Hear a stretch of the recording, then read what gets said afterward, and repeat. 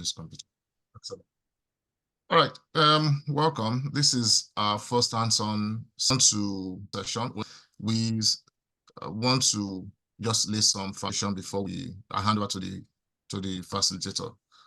We've looked at the cybersecurity landscape, and despite those technology that sits at the edges, we still think that Microsoft still control a large chunk of the experience of people in cyber, and therefore it's important that people who are cybersecurity professionals understand how they can leverage Microsoft, or the path of Microsoft, as a form of technology that can help them implement security. And Microsoft has been kind enough to create a certification path for cybersecurity professionals.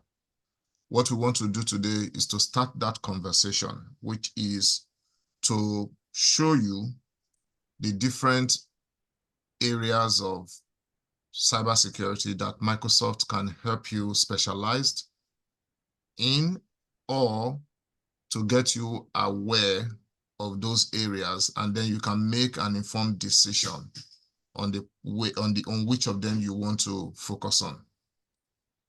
Ayokumi will be starting that conversation.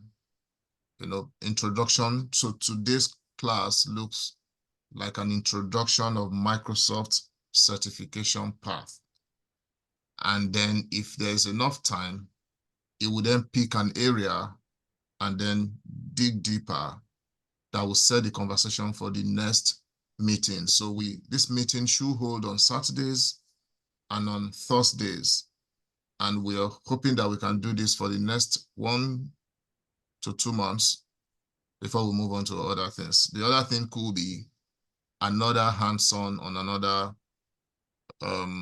vendor, or we pick another part of Microsoft and dig deeper. So I will hand over the session to Ayokumi, and then maybe we'll take some comfort break at maybe 30 to 45 minutes or 40 minutes, but the session is supposed to last for 2 hours. Ayokumi, over to you. I'll make you the host now so that you can take over the conversation. Yeah, thank you, Wally. And good morning once again, everyone. Welcome to this dive session into the world of Microsoft security and the different certification paths available for Microsoft. I will be sharing my screen just shortly, so please let me know when you're able to see it.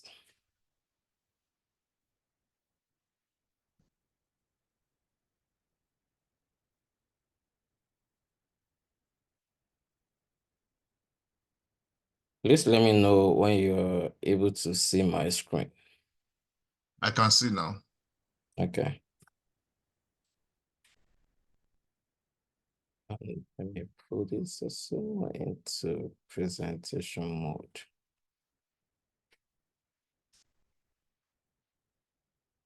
Confirm you can still see my screen. I can see it, but it appears you are showing me the presenter's view. So maybe you want to toggle it so that the presenter view can be, what I'm seeing on the screen, I'm seeing the Exploring Microsoft Certification path, and I'm seeing discussion points. Oh, okay. So maybe you can swipe it so that you can.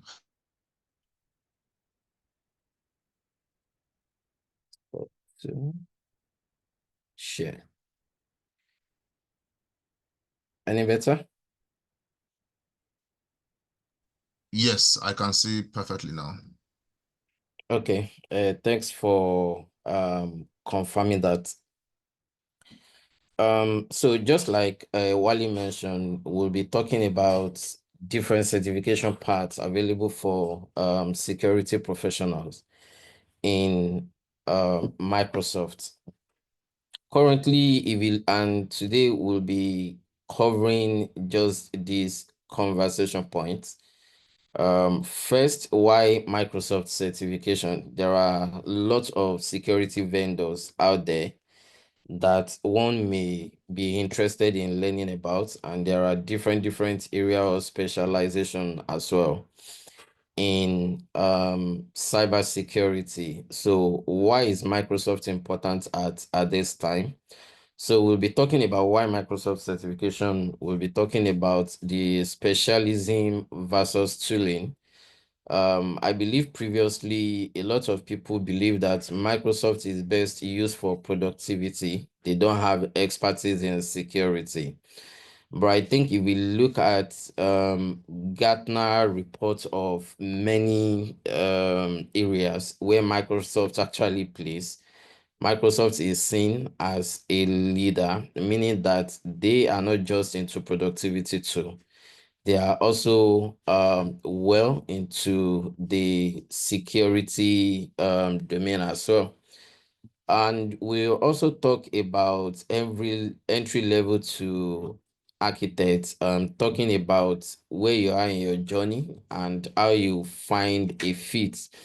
All of us on this call are not necessarily at the same level in terms of our career paths. I believe that some are looking for how to make an entry into cybersecurity. Some are looking into, I'm already into cybersecurity, but I'm trying to see how I can best improve myself.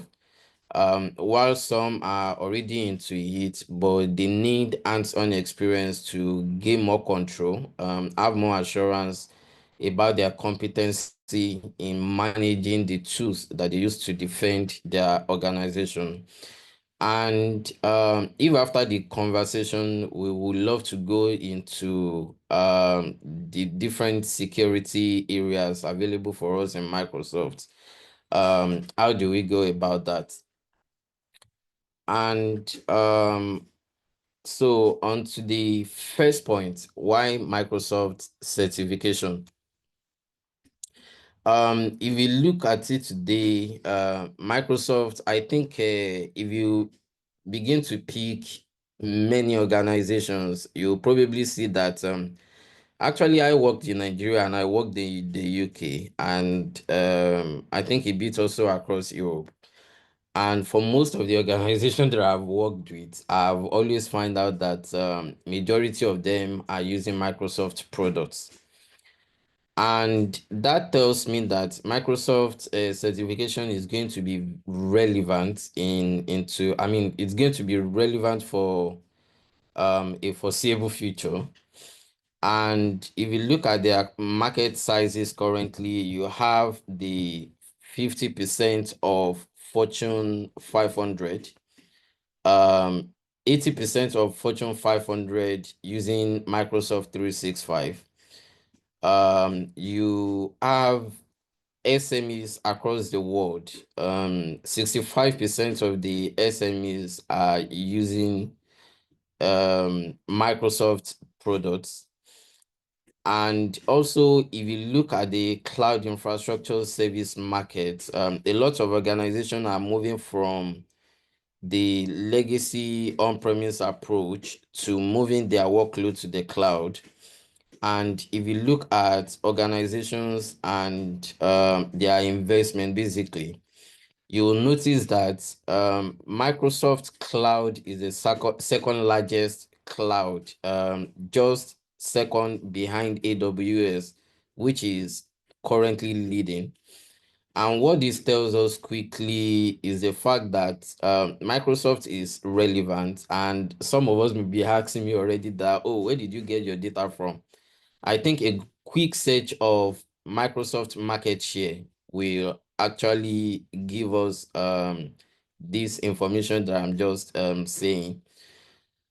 And also in terms of cost and product differentiation, one thing I wrote an article recently on the risks of cloud. It's a peer-reviewed article, and one of the outcome of that is the fact that security tends to be different from one cloud environment onto the other.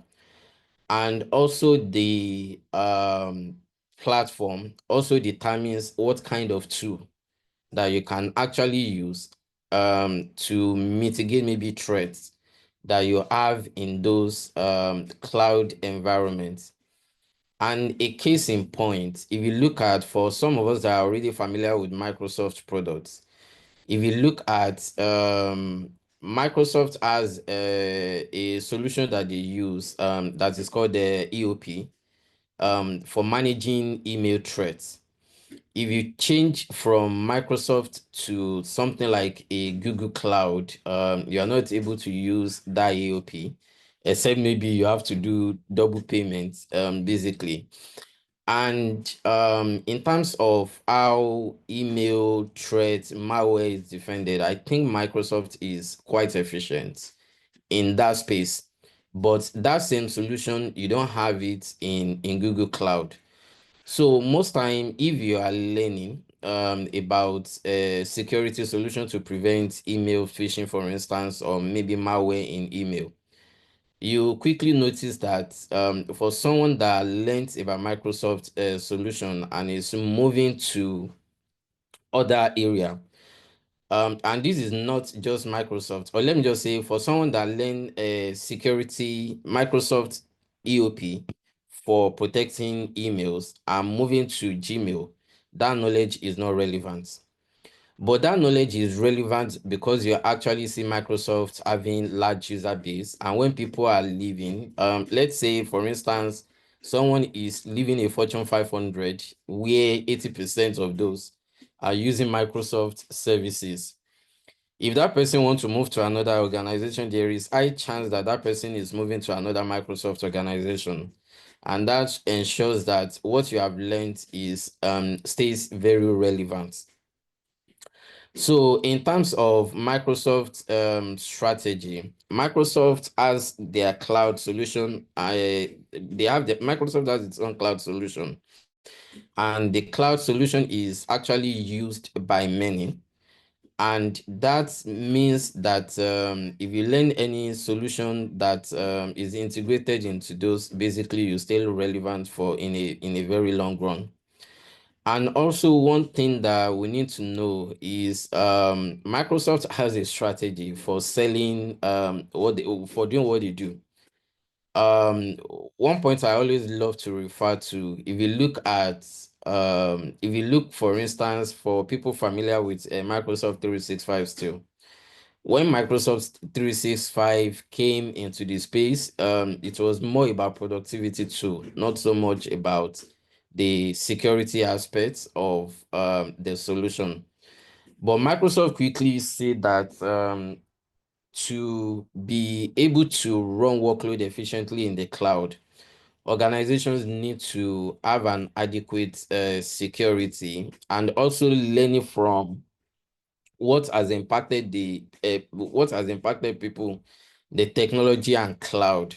Microsoft has built their security portfolio to be able to defend the risk, the threats that organizations face running their workload in the cloud and in an on-premise, basically. And Microsoft strategy also ensures that for people that need to take on security as part of their solution, they just need to pay just a token compared to what those individual organizations will have to pay if they have to go into look for other security solutions, for instance. So Microsoft then have an advantage of cost and also have an advantage of product leadership. And what that means is that for organizations who are interested in saving costs and also maximizing their investments, it just makes sense for them to use Microsoft. And in terms of product leadership, you probably notice the image I have at the top. This image is for a modern endpoint security by IDC. IDC is an organization that does research around various issues in technology. And one of their recent research is actually to see who has the market share, how the market is currently shared by different vendors in the area of modern endpoint security, things like antivirus and all. And the result of that is what we currently see on the screen. Microsoft actually controls a quarter of 12.6 billion markets, a quarter of the total landscape in terms of modern endpoint security. And what this means is that 25% of the organization, if we begin to look at, yeah, sorry. Yeah, so if we begin to look at, sorry, if we begin to look at, okay, so if we begin to look at, sorry,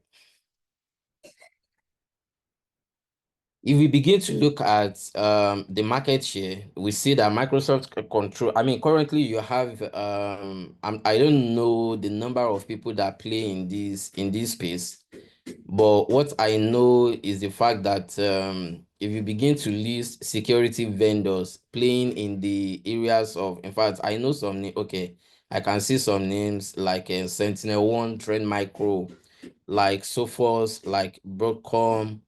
You have people like McAfee and all who are currently not even showing on this list.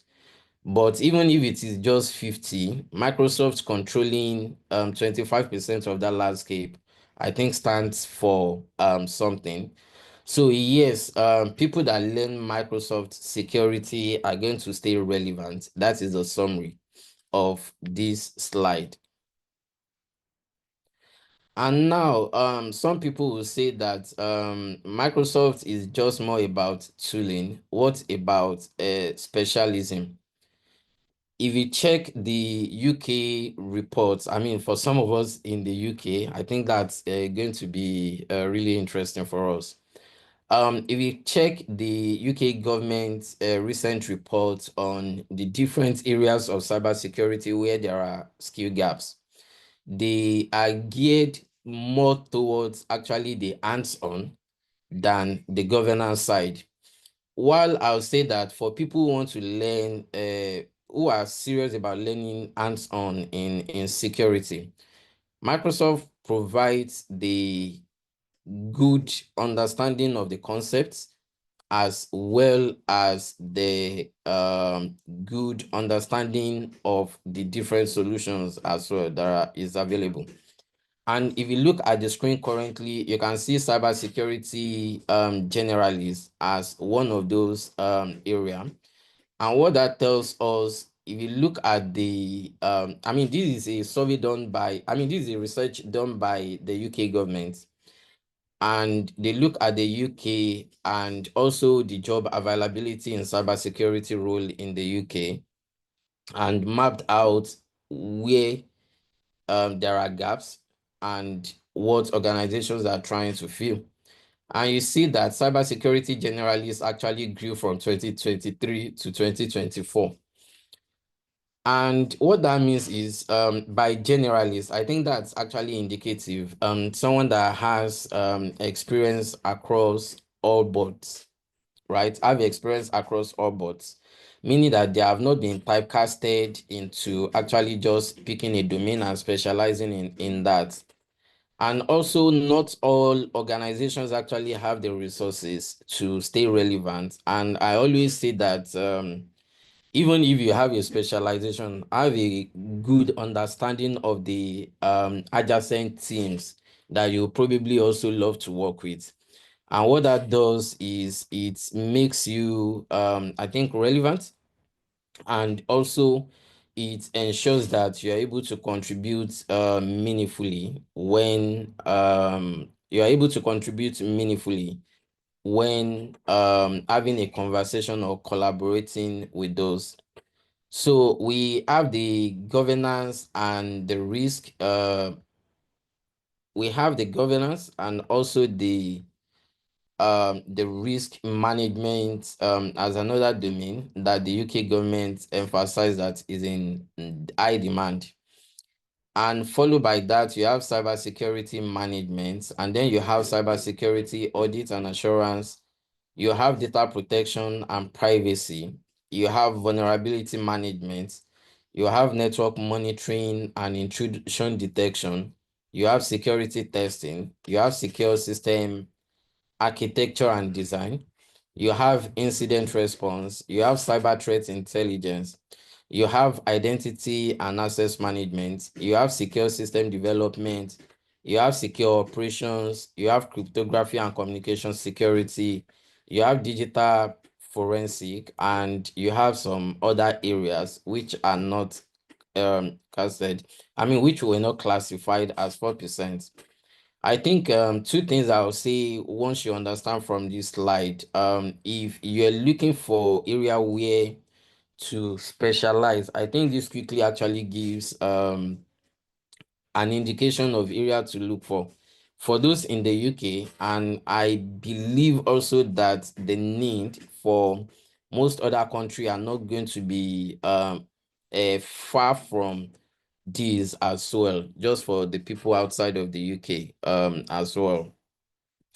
And some of these areas are actually also well covered.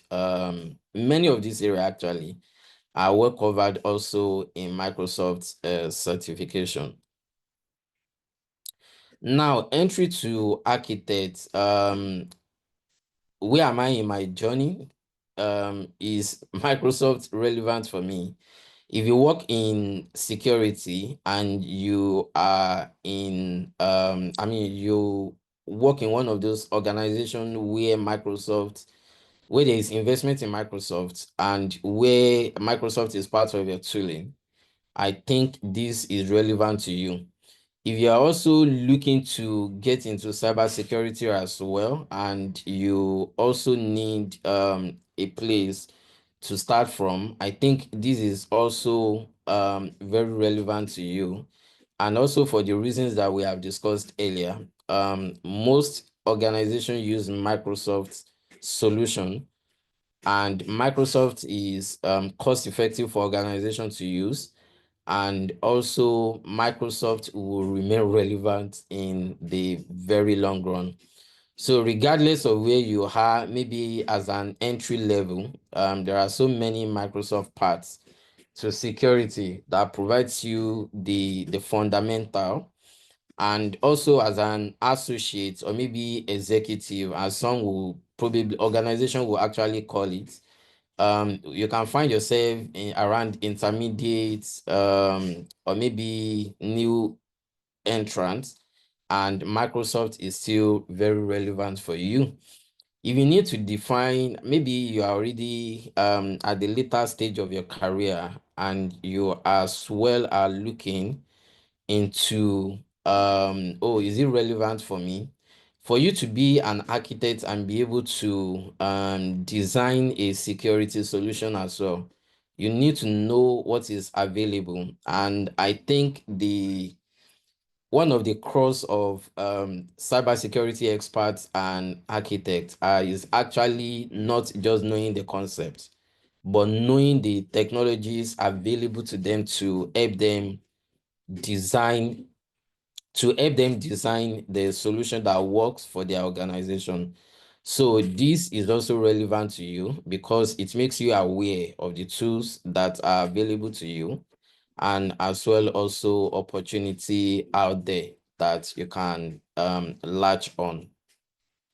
And that said, I'll just quickly jump on Microsoft Portal, where we actually look at different certifications available in Microsoft. And I'm also going to drop this link on chat just for some of us who may be interested, maybe after this call to, sorry, I'm trying to find the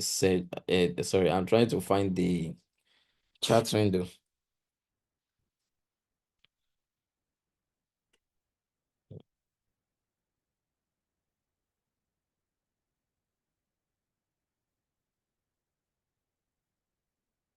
Yeah.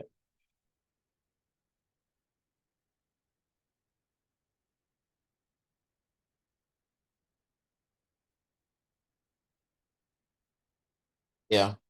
So back to Microsoft certification, I've actually selected some filter, and that is why you are saying just what you're saying. Microsoft offer a lot of certification, and some of them are some of them, I mean, you have different role area, but what you can also see is the fact that you can filter through different products, and you can filter through different roles. Depending on where you are in your journey as a beginner, someone who is trying to make an entry, you can filter based on that. If you are an intermediate, if you are already at the intermediate level, you can also filter based on that. And if you are already an expert or you are an architect, you can also filter based on that. And also you have different subject area, and then for certification as well. It's possible for you to filter your certification based on where you are at. Yeah, for this, just for the benefits of this conversation, we are talking about security. We're talking about security, and so that's what we'll be concerning ourselves with. Now, if I select security under role, and I believe that majority of us on this call are I mean, what we are focused together here is on security. If I select security related courses,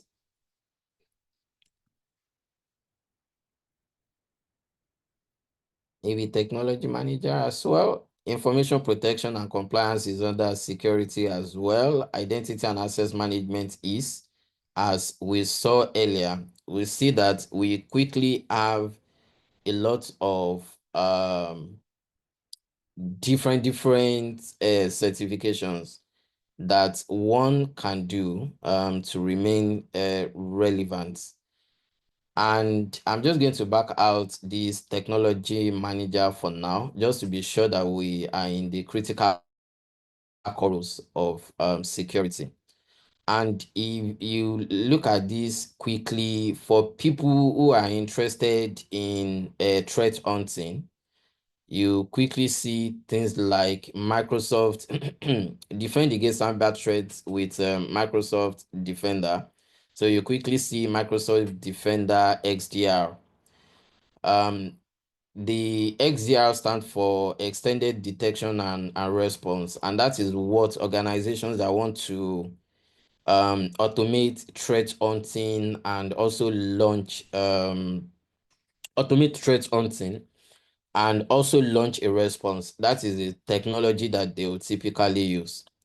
For people who are interested in security operations center, more like a SOC role, where they can do active monitoring and also be able to maybe script some response as well. Microsoft Sentinel is that tool of choice by Microsoft to do that. For people who are, I mean, a lot of organizations, and I'll not even say organization, I'll say a lot of countries are getting serious about how people's personal data should be protected. If you are in the UK, for instance, or maybe in any of the other European country, you have in any of the other European country, you are subjected to either a GDPR or in the UK, a UK Data Protection Act of 2018. And if you go by those two regulations in the Europe, for instance, any organization, if I could file complaints against the regulatory body in the UK, ICO, that my data has been breached just because a company decided not to take data security serious. If the regulatory body investigates and find the company culpable, the company would lose 4% of their earning just to pay damages. or perhaps the company may lose up to, I think, I've forgotten the value, but it runs into millions. So if data protection is not done properly, that means organizations stand at risk of actually losing part of their profit to paying fine, which can be prevented. And for organizations that are making maybe, let's say, into millions of profits in a year, it is just wise for them to actually invest in data protection and ensure that they have appropriate data laws, prevention and information protection mechanism in place to ensure that they can evidence that they are doing data protections as expected, and also ensure that information entrusted into their care can be protected. For people who are in compliance role, and in compliance role as well, they also have a part in security. In cases where you need to find evidences, or in cases where something happened and you need to investigate, a lot of time when organization, I mean, when people know that they are being investigated, what people normally tend to do is begin to delete maybe email or burning all of the evidences. But with things like e-discovery and data retention policy and all of those things, it's actually possible for organizations to implement a compliance strategy that when there is a need to do an investigation, if people go to delete data, it does not help, because those data can, I mean, they are always held based on if you have the solution in place, basically. And you also have, I mean, there is the security and compliance as well, which focus on areas such as, um which focus on areas such as managing your security landscape.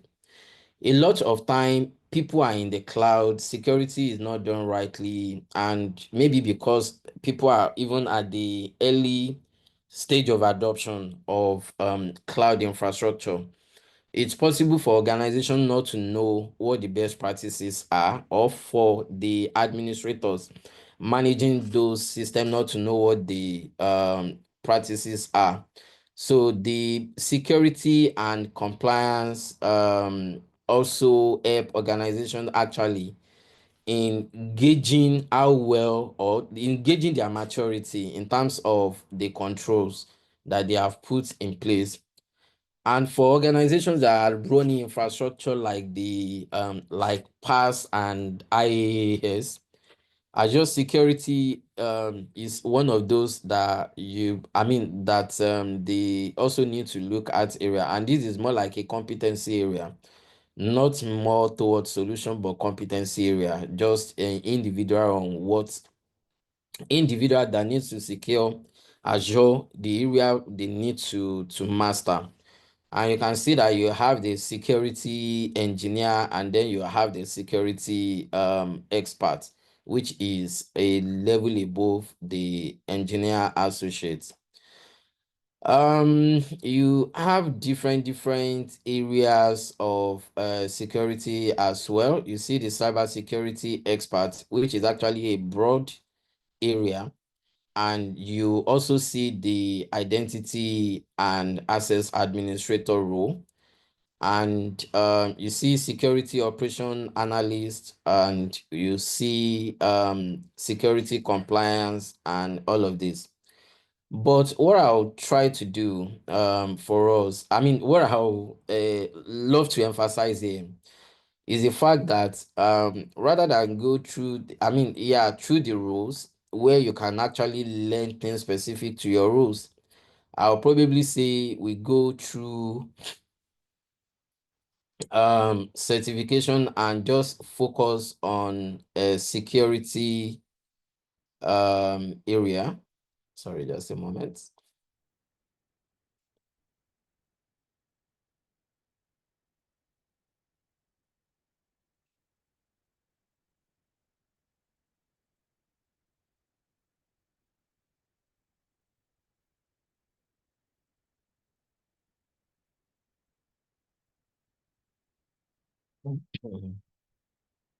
So quickly, we see Microsoft Azure Security Engineer Associate.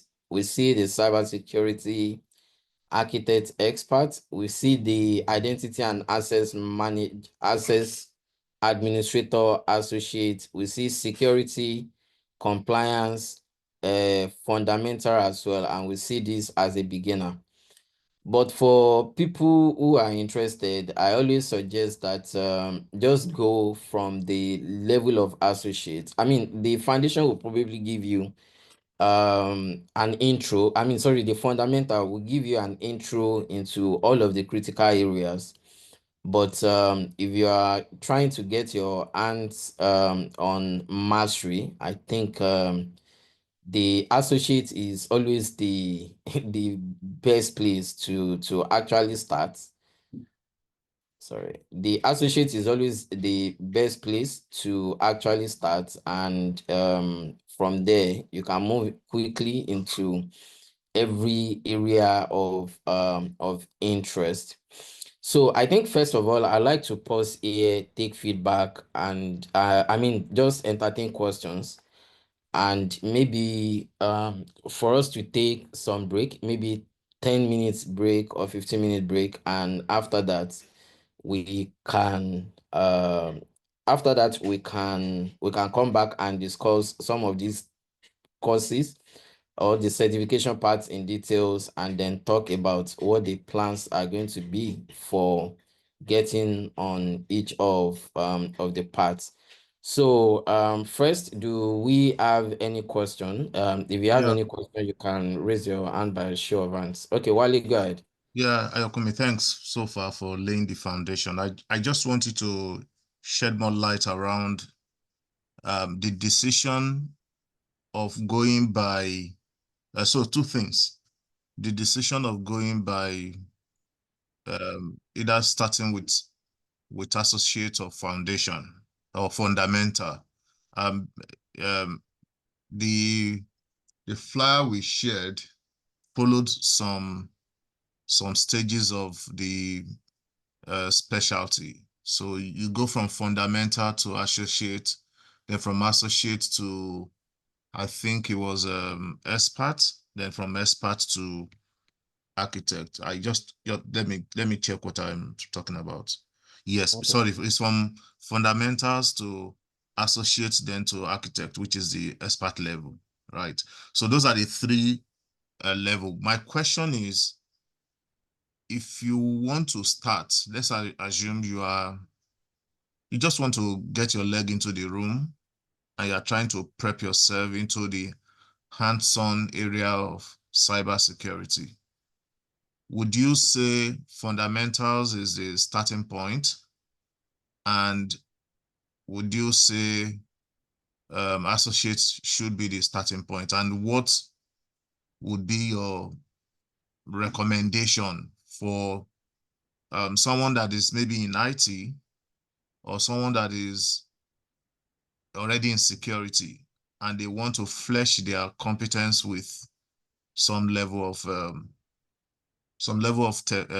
technical area, or someone that is even new to the field entirely and just maybe hearing of Microsoft certification part, and maybe they have thought that Microsoft is all about Excel and PowerPoint and the rest, but they are seeing that, oh, I can actually use Microsoft in my area.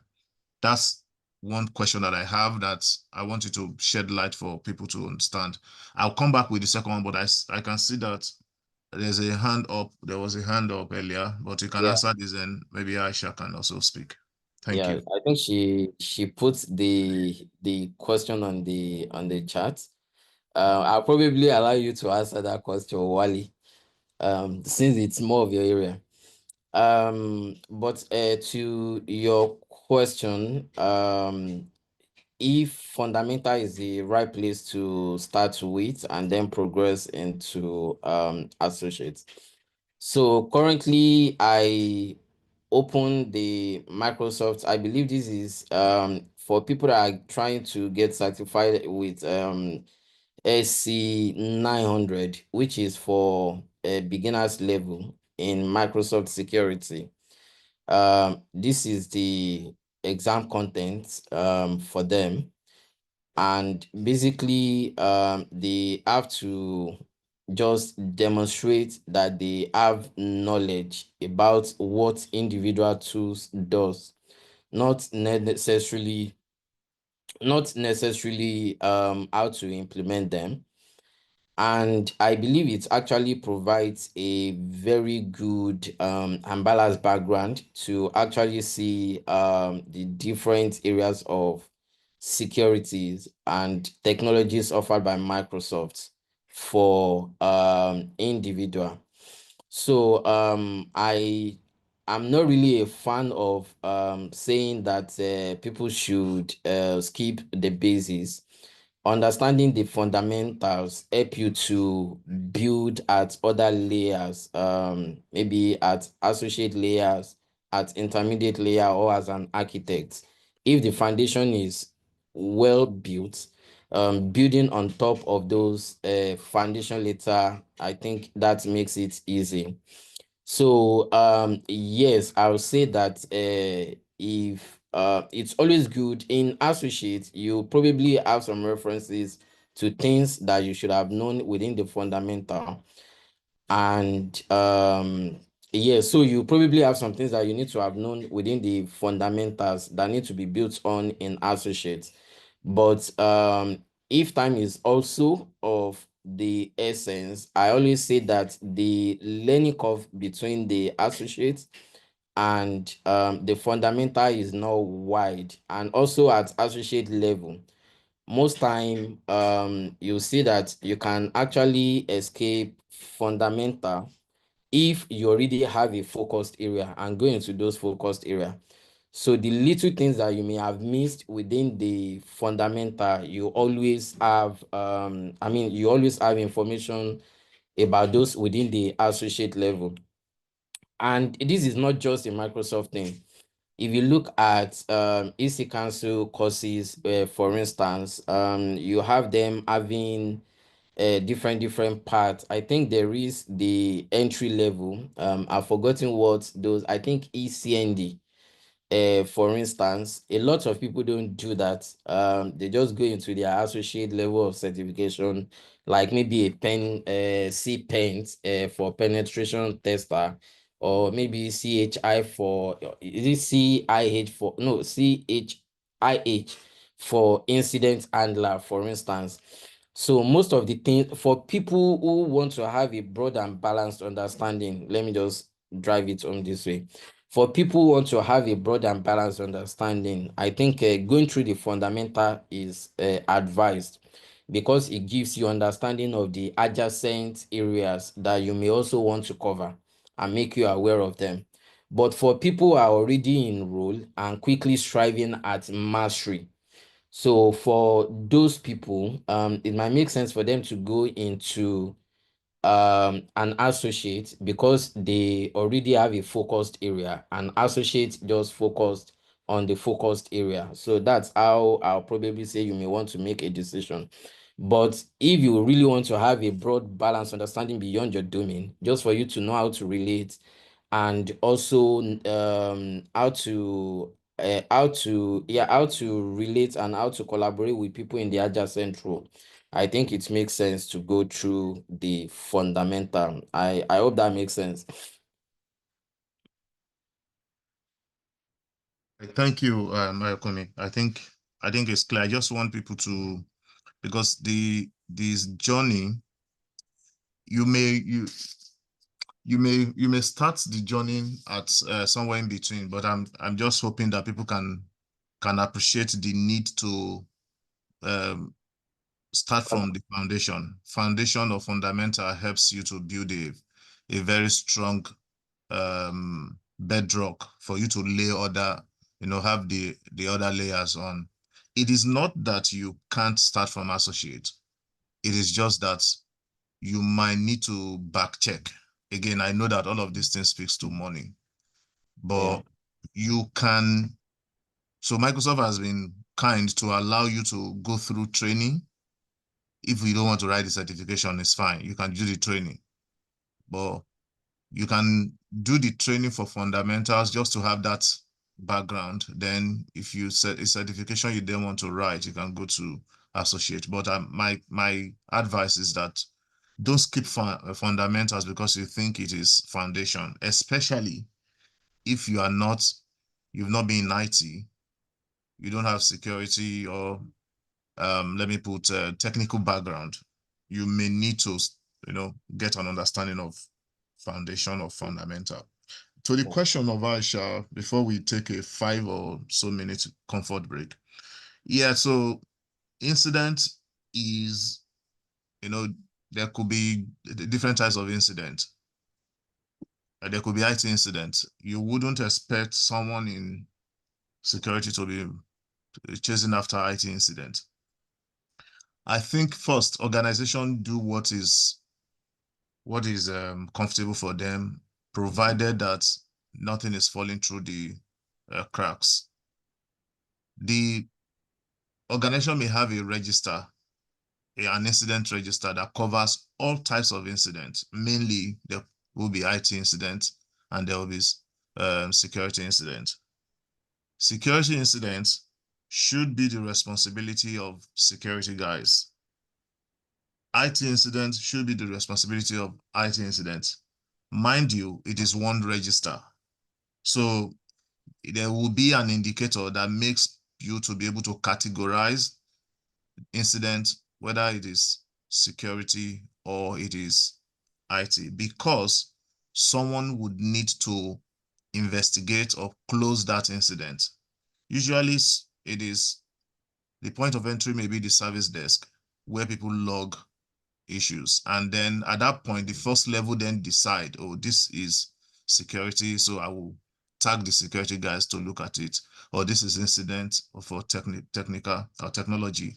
Let me tag the technology guys to look at it.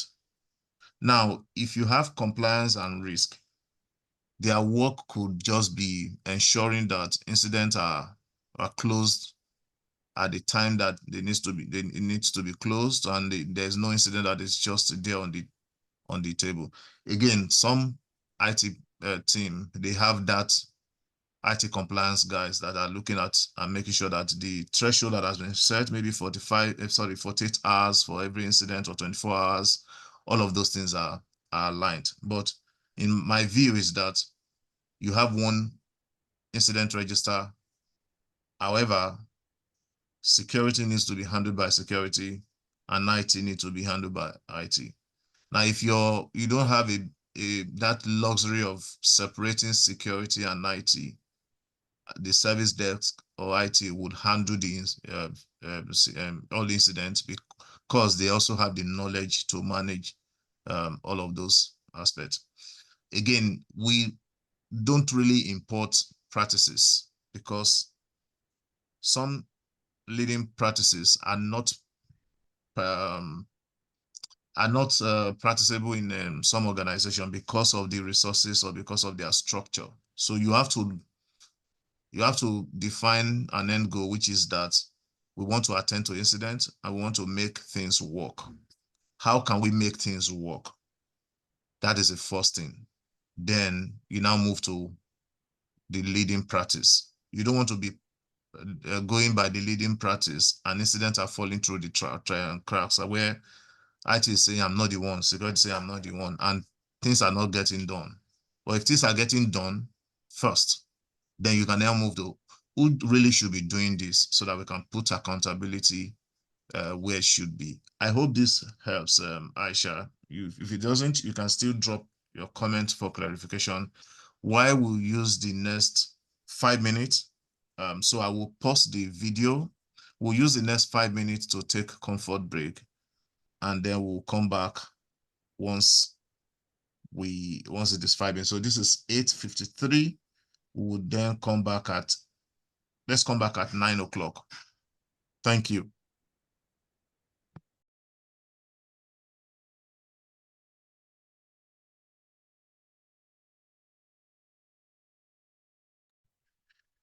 Welcome, everyone. We will kick off again with Ayakumi. As it goes deeper, I think Aisha has another follow-up. Let's say there's an attack on the organization. So I think we should come back to Aisha later so that we can drill down further on this cyber Microsoft. But we will come back to your question, Aisha, if that's okay. Ayokumi, over to you. Thank you, Wally. Just to be sure that my mic is in the thank you, Wally. And welcome back, everyone. So our next focus is on Microsoft certification and the path for us to achieve mastery, architect, basically. So I'm just going to use Microsoft certification catalog to actually show us the paths and what we'll be doing from this program to actually train individual on the on Anson for as many as are considering Microsoft in the long run. So currently I have just selected certification and then I said the solution architects.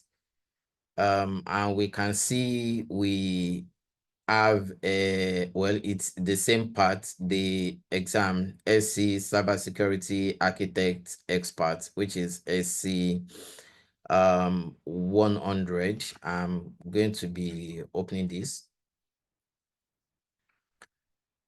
And don't worry about the about the pricing for the exam. So what I'm trying to actually show us is the path. Definitely we know that it's not possible for us to just want to become an architect and go straight to hit without meeting some requirements. So part of the requirement for cybersecurity architect is for you to have done what's it called?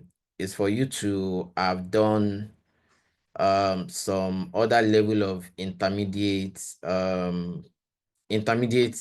exam to already have some background. And you see that the requirement, the first prerequisite certification to achieving an architect status is for you to have an Azure Security Engineer Associate role.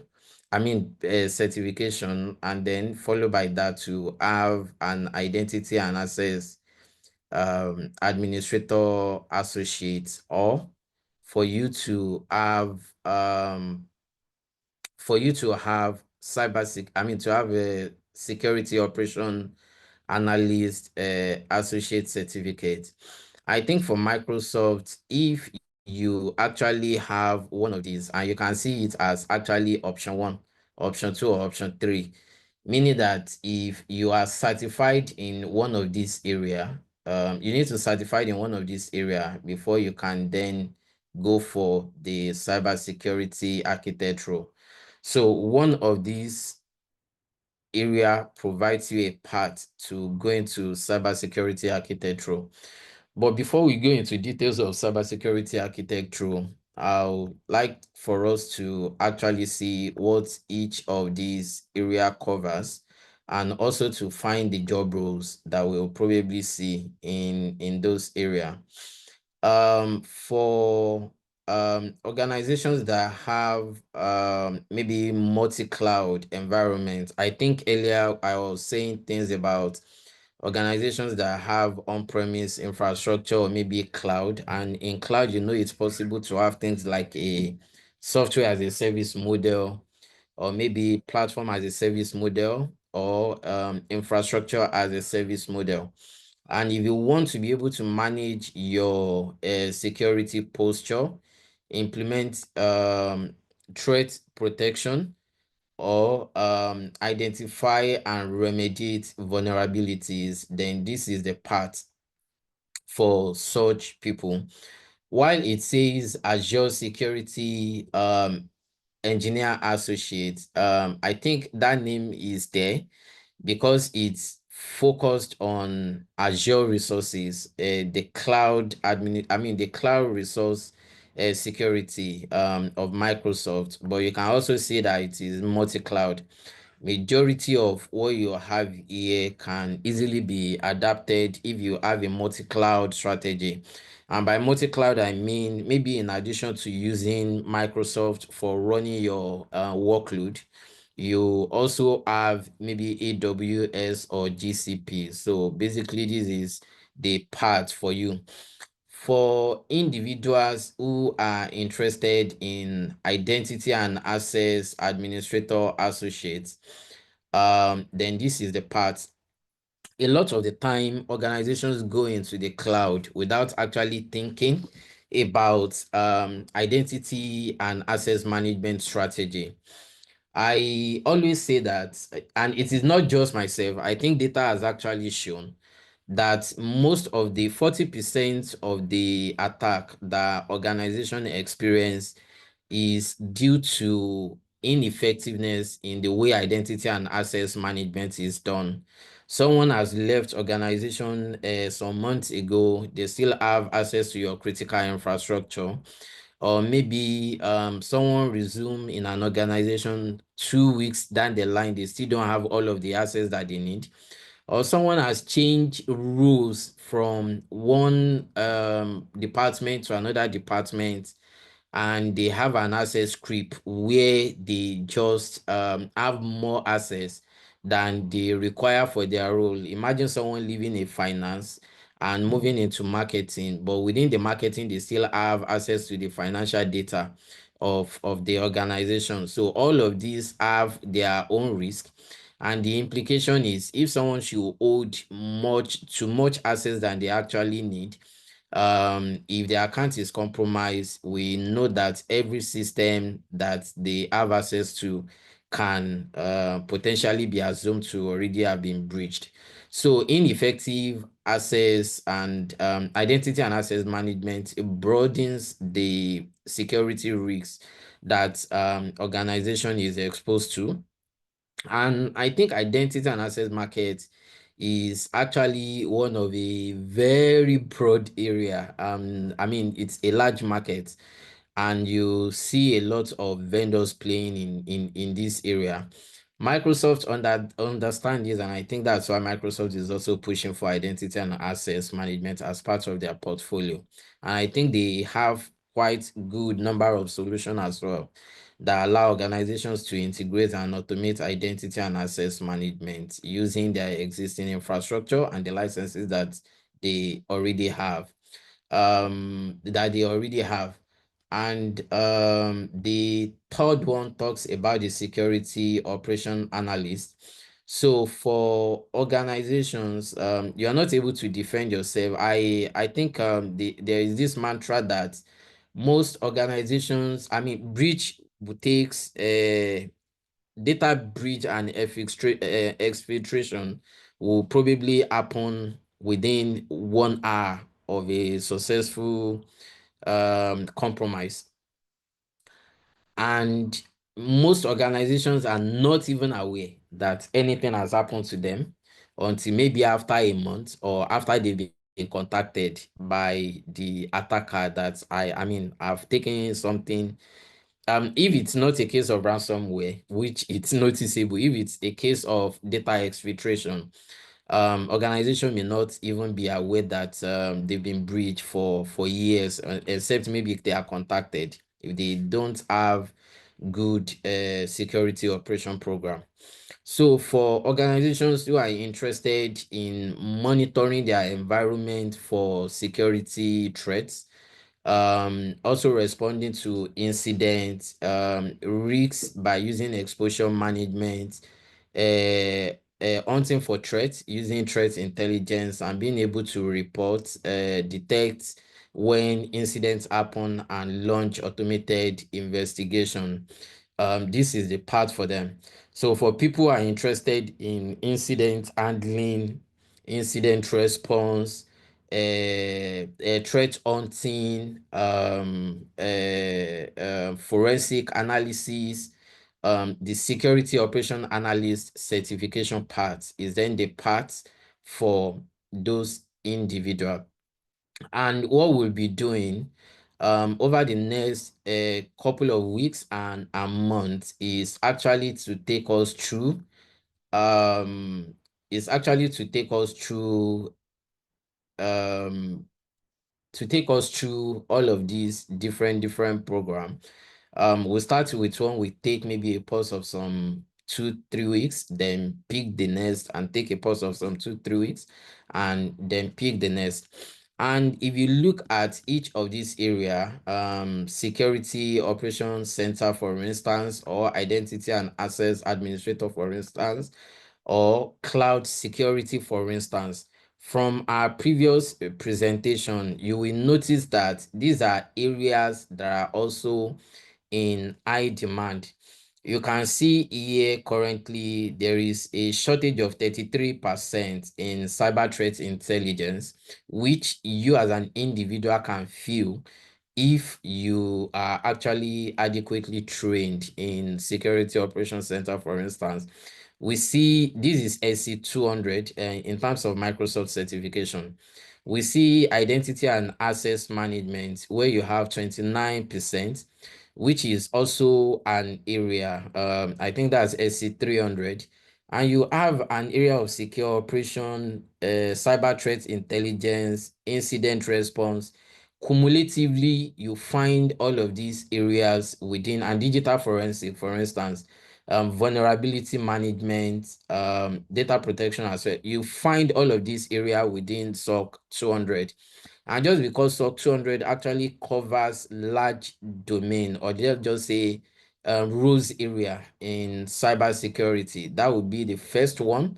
That would be the first one we would be picking. And that would be the first one we will be picking and talking about. And after that, because we also know that identity and access management is also key, is a key pillar to security as well. We'll be following immediately after SC200 with SC300, and we'll be following after that with Azure Security Engineer. And for individuals who plan to progress their study and then the certification spree, if I can use that word, to becoming a cyber security architect. By the time we cover these three, they would already have met all of the requirements, because this gives you the hands-on skill and how to implement various security technology. And by the time you come to security experts, you've already covered some bases. You can see here security operation, identity and compliance capabilities. You've already learned security operation in details from SC200. We've learned identity in details from SC300, and also the compliance capabilities of it would have been covered through SC200 as well, and then the Azure Security Engineer certification. And this is for organizations to be able to design, I mean, for individuals that goes through the architect part to be able to design security solution for application and data, which you already be familiar with going through the previous courses that we mentioned, and then design solution for infrastructure, which would have been largely covered under the Azure Security Engineering role. So this is the plan for people who are interested in actually following through to becoming cybersecurity architects. So basically, we're not going to start with the fundamental. So we're just going to start with, I mean, just to save on time, and also for some of the reasons that we previously discussed. So for the associate part, yes, we'll start with the security operation analyst, and then we move into identity, and then we move into Azure Security Engineer. Azure security engineer, basically. So we'll be covering key Microsoft technology solutions. We'll be covering Defender XDR, and this is going to be everything here is going to be hands-on, and individual will probably be, depending on the number. Okay, maybe I'll ask Wale a question on this call maybe much later.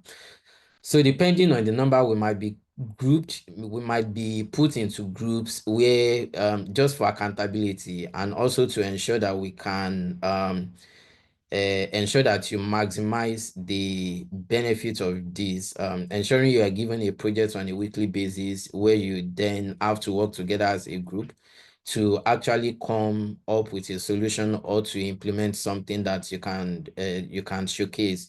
And also to just to know that I mean, individually you are able to sign up for Microsoft services or the various services that we will need. You're able to sign up for your different tenants that you can use for I mean, just for you to train yourself hands-on as you go through the course together. And you can see we're going to follow Microsoft curriculum here, and basically start with an overview of Microsoft SC2 program, and then we go into the details of mitigating threats, using the different solution. Defender for endpoint, for managing, it's more like an antivirus, administering antivirus on systems and being able to detect when something is wrong or when there are security incidents. Defender for cloud, which will probably come into domain of people who are using proxy. I think traditionally when organizations were working behind firewall, I mean, when all of their workload was on premise, most organizations will have things like internet proxy that they use. All of those are fizzle out with the approach of either hybrid or maybe remote first work approach. But does that mean that the risks that those technology were solving are no longer there? No, those risks are still there. And Defender for Cloud is one of Microsoft response to to addressing that. Then you have, I think Microsoft also has another solution called a CASB solution. I think I've forgotten what it's called right now, but it's part of the Entra, and probably we'll come across it again within the SC300. There is the Microsoft Sentinel for people who have to do monitoring. Microsoft Sentinel is Microsoft SIEM. SIEM is security infrastructure and event monitoring, and it is used to aggregate security events within an organization to actually have an holistic view of everything happening within the organization and be able to monitor your security landscape if there are any threats that you need to respond to. So we'll deal with how to configure Sentinel, a SIEM Microsoft solution, how to connect logs from various systems into Microsoft solution, how to create a detection rules and perform investigation using Microsoft Sentinel, and how to perform a threat hunting as well within Microsoft Sentinel. So basically, these are the parts. And then for individuals who are interested in taking the certification, I think this is what it costs currently.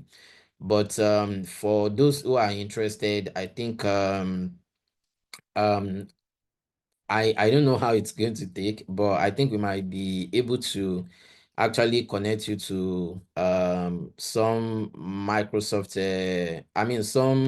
partner, Microsoft partner that does a voucher that do resale that do retails of Microsoft voucher. And I think it might be possible for you to get the exam voucher for a very lesser price. So I'm going to pause here for now for Wale to probably round up, and also to give information on when we can potentially start. All right, thank you, Ayakumi. Few questions and maybe clarifications that I want you also to provide for people. So Microsoft exams or path have this code. I just want you to explain that code. If you are in school, you probably will think maybe what can I use now? ENG 100 is for 100 level, and Yeah. ENG 200 is for 200 level. But you can see that Microsoft have different code. Does that code, does it make any difference? Does it mean the higher the number, the higher the level, the lower the number, the lower what? Is there anything about the code that people need to understand? Okay. I don't think I'll find any resources online about Microsoft and the code they use for the exam. But one thing I'm able to deduce, if you look at Microsoft fundamental on many things, they usually have a code of 900. For instance, if you look at the security fundamental that we looked at earlier, it has an SC code of SC-900 is the fundamental. So for people who are into maybe data and are interested in maybe things like automation, like the Power Platform, which includes Power BI, dashboarding, and maybe workflow and all of those. It also has a PL 900. So most often when you see 900, it's usually actually signified that you are looking at a foundational course. And if it's a certificate you are trying to take and you see something 900, it's usually the foundation. When you look at the security architect certification we just look at, it has a code of SC 100. And basically that also shows you that that is the architect, the architect certification, the highest certification you can get for the security line. And in between the 900 and 100, you actually have some certifications that are that have different code. I think in this conversation now we spoke about SC200, we spoke about SC300.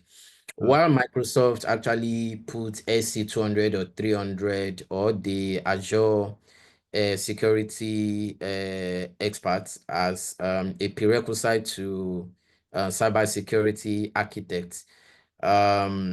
The three of them actually provide equal level of path to the architect role. But in terms of the coverage area, I think the SC200 covers more than 300, and it requires you to know a lot more technology than what you typically need in 300 basically. So I'll say that the lower the number, the higher the level of experience you are expected Yeah, to I have, think so. Yeah, and then the maturity that thank you. you are expected to have attained. Yes. Thank you.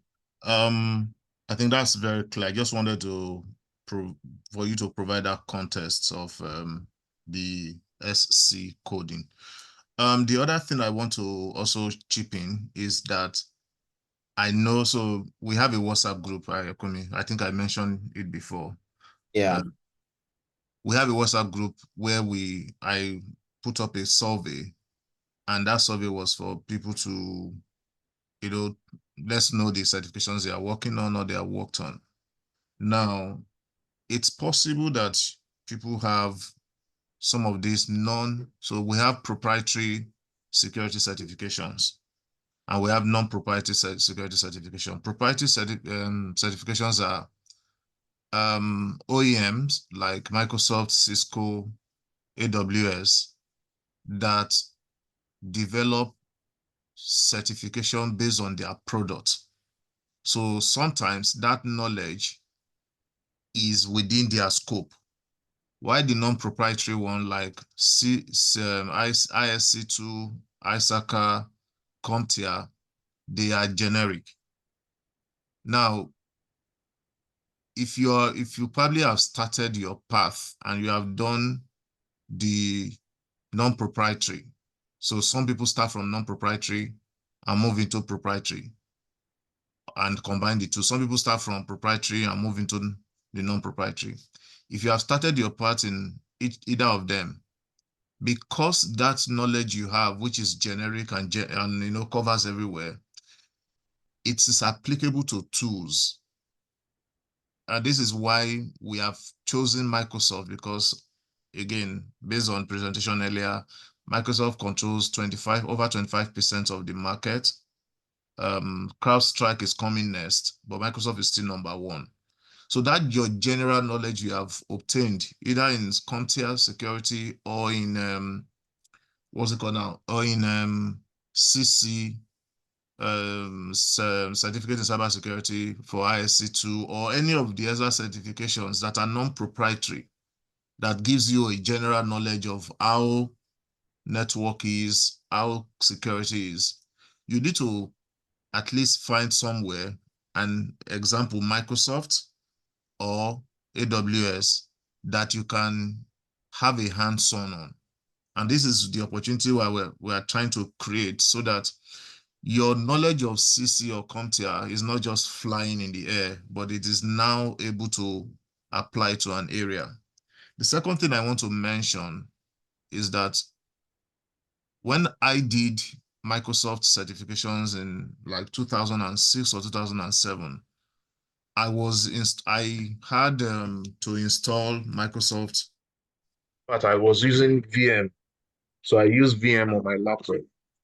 But this era is different. Everything is in the cloud. What that means is that you will be dealing with Microsoft, but you will need to, so you don't need to have to install all of those things or have a laptop that need to have all of those subscription. Like, how would you be able to afford Microsoft Defender for endpoints or Microsoft Sentinel? It's quite expensive. However, Microsoft has created an opportunity, and I want Adeokunmi to speak on that in terms of all of the tools that you have mentioned that have an experience on. How are people going to be able to use it? How are people going to have access to those kind of tools and to be able to practice as you guide us through the class? Yeah. Adeokunmi. Yeah, like okay, just like I mentioned earlier, for most of the Microsoft solutions that I mentioned, you are always able to sign up for the trial. And you can sign up for a trial. I think by default, Microsoft will give you a 30 days trial. But it's also possible to then request the extension of the trial before it expires, which can give you additional 2 months of trial, making it 3 months basically. So for everyone interested, they can always sign up for a trial that gives them access to those tools for 3 months without having to pay. But if you're like me, who love to try my hands on things at a different time, and you also do not mind just spending some few money every month, you can probably just pay a single license that cover all of your interest area, and just to keep the tenants going. And every time you need to use it, you can, but you don't need to pay anything. You're able to sign up for those solutions or tools, and then use it for 3 months for free technically. Yeah, so let me drill down on that point you raised about you able to pay, being able to pay and cover a lot of tools. How much is for a year, for instance? It depends, and I don't want to mention it. Okay, okay, no Yeah. problem. No problem. We can So discuss it later. yeah, so I'll probably just say that for everyone just interested, oh, I just want to learn the tool. I don't have cash to throw around. You can individual can get up to 3 months of trial without Okay, having. okay. That's fine. All Yeah. right. I think we basically we are done. So Ayakumi, the next thing is will be based on what you said, we'll now focus on an area, right? Yes, we focus on an area and we'll focus on SC 200 first, just because Okay. of the opportunity in that space. Okay.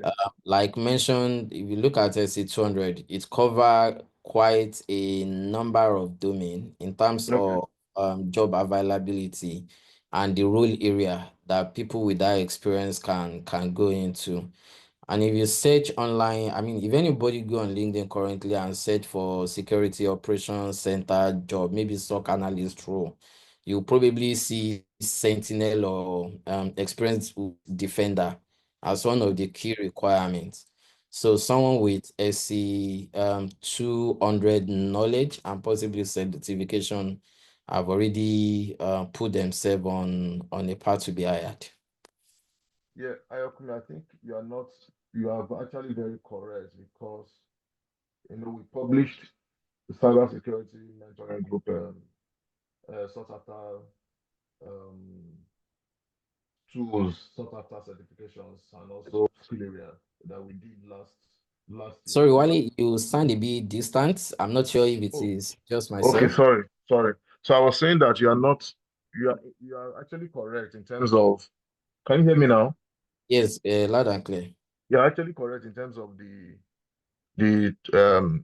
cybersecurity, sorry, the Microsoft tools that you have mentioned, like Sentinel and Defender, because in the publication we made last time, we looked at the top tools that cybersecurity professionals or that featured on most job adverts. And I think Microsoft Sentinel, I'm actually checking, yes. Number one on that publication was Microsoft Defender. Number three was Microsoft Sentinel, right? So number 1 to 5 is Defender, Splunk, Sentinel, Active Directory, and Nessus. So Microsoft actually took 3 positions on those top 5 tools. So I think this SC200, which would help us touch on Defender and touch on Sentinel, will prepare people for a lot of the opportunity that are out there in that security operation analyst role. Last thing I'm putting this on, so I'm thinking that we will continue this conversation on Thursday. Sorry, distant We can again. we can hardly hear you. I'm distant again. Oh, okay. I'm actually there. Okay, can you hear me now? It's a bit better, but not very clear still. Let me see. It's That's better not good now. for the recording. Let me see. Um, is it okay now? Yeah, it's okay now. All right. So I don't know where you lost me. I think the last thing that was clear to me was the job analysis recently done about the sought after. Okay. Yeah. So I was saying that there are 5. So the cybersecurity mentoring to publication on sought after cybersecurity certification skills and competencies. We published the top 25 security tools that we saw common in most job adverts. And the number 1 on that list, security tools on that list, was Microsoft Defender. In fact, the top 5 are Microsoft Defender, Splunk, Microsoft Sentinel, Microsoft Active Directory, which is now Entra ID, and Nessus. So Microsoft actually had 3 positions out of the top 5. And the SC200 that we're looking at would help us cover at least 2 of them, which is the Defender, which is number 1, and Sentinel, which is number 3. So I think this opportunity will provide people, prepare people for readiness. Get people ready for the for jobs in that area. Now we're looking at next week Thursday to start the session. I think 8 p.m. looks like a good time for this. Ayakomi, it depends on you, but we'll finalize. The other thing I'm also looking at is I probably will going to be making this a closed group. So what it means by a closed group is that we will share flyer, but will not share link. If people did not join this one, again, I'll close that conversation with you, Ayakomi. If people did not join this one, they might miss out on the foundation that we have laid today. So, and bringing them in between, maybe we'll close it this week or we'll close it next week. We don't want to have, people taking us back. So we'll have that conversation, Ayakomi, and then by next week, Thursday, so everyone on the call, we would, I think, if you've registered, so I have your email already. If it's going to be a closed group, we'll then be sharing with you the link, and which won't want you to share outside, so that we can, because I probably will not put it for you to register again. The link that we share online, because of security, we have to make it to ensure people register. I think that's all for today. Let me see the question in the chat people have asked.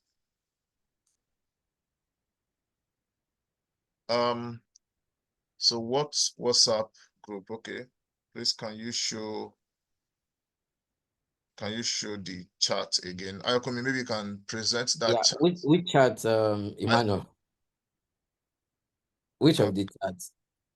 Okay. I think it's maybe the chat on that UK chat or the Microsoft leading chat. Either one of them. Yeah, so if Emmanuel can clarify. Yeah, Emmanuel should clarify. So Bami, there's a WhatsApp group that we have. I don't know how you got this link though, how you got the flyer, but you can chat me. We usually register on a link to be able to get into the group. So I can add you to the group. Yeah, can you hear me? Yes, I can. Yeah, so I've been on a few of your programs. So I saw your post on LinkedIn, so I joined. Is this Bami? Yeah, this is Bami. All right, Bami. So you can send me your digit on LinkedIn, then I'll do that. It's just the group is just a notice board, not a so it's not for conversation, because we want to keep away from people spamming the group. So I just share information there, but I'll add you to the group once I get your number. So Ayakomi, there's a chat, there's a question information in the chat. Yeah, I believe he is talking about the one I currently have up. Okay.